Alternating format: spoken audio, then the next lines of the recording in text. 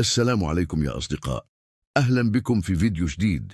اليوم راح نتكلم عن مشكلة يعاني منها الكثير منا، التسويف. كلنا نعرف هذا الشعور لما نأجل المهام المهمة ونقول بكرة أو بعدين. تخيل معي عندك مشروع مهم أو امتحان أو هدف تريد تحققه، بس كل ما تفكر تبدأ تلاقي نفسك تؤجل وتؤجل، وبعدين تحس بالذنب وتلوم نفسك. صح؟ خليني أقول لك شيء مهم، أنت مش لوحدك. التسويف مشكلة عالمية، والدراسات تقول أن 95% من الناس يسوفون في وقت من الأوقات. لكن الخبر الحلو أنه في حل. أول شيء لازم نفهم ليش نسوف. غالبا السبب مش الكسل. التسويف له أسباب نفسية عميقة: الخوف من الفشل، الكمالية الزائدة، عدم وضوح الأهداف، أو الشعور بالإرهاق. خلينا نتكلم عن الحلول العملية. أولا، قسم مهامك الكبيرة لأجزاء صغيرة. بدل ما تقول راح أدرس 6 ساعات، قول راح أدرس 25 دقيقة. هذا يخلي المهمة تبدو أسهل وأقل تخويفا. ثانيا، استخدم تقنية 5 دقائق. قول لنفسك راح أشتغل بس 5 دقائق. غالبا لما تبدأ راح تكمل أكثر من 5 دقائق، لأن البداية هي أصعب شيء. ثالثا، نظم بيئة عملك. شيل كل المشتتات، الجوال، التلفزيون، الإشعارات. اجعل مكان عملك مريحا ومحفز. رابعا، استخدم مبدأ المكافآت الصغيرة. هل لنفسك مكافأة بسيطة بعد كل إنجاز: قهوة، مشي قصير، أي شيء يسعدك. خامسا، طبق قاعدة إذا ثم. مثلا، إذا صحيت الصبح ثم راح أقرأ 10 صفحات. هذا يخلي العادات الإيجابية أسهل.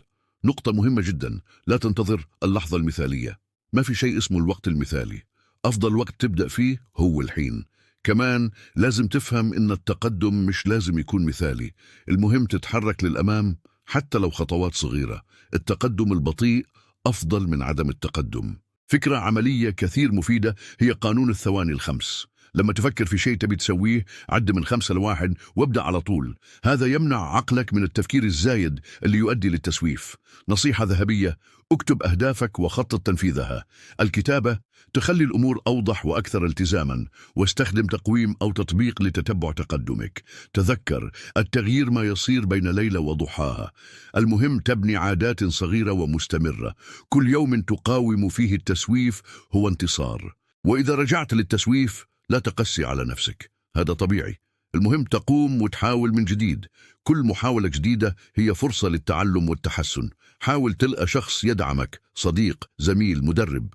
المشاركة تخلي الرحلة أسهل وأكثر متعة، ويمكن تسوون تحدي مع بعض. في النهاية تذكر أن التسويف مش هو أنت، هو عادة يمكن تغييرها، وأنت أقوى من التسويف.